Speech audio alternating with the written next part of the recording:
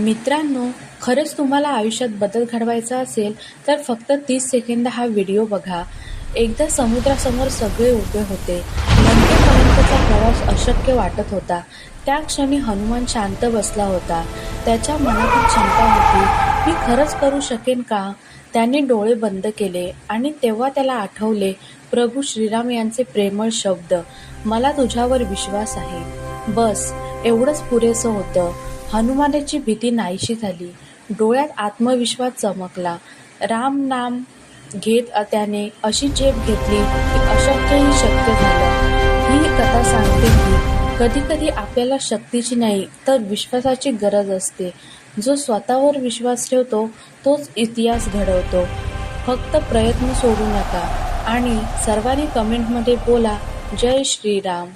जर तुम्हालाही अशा प्रेरणादायी कथा आवडत असतील तर चॅनलला सबस्क्राईब करा आणि व्हिडिओला लाईक करा.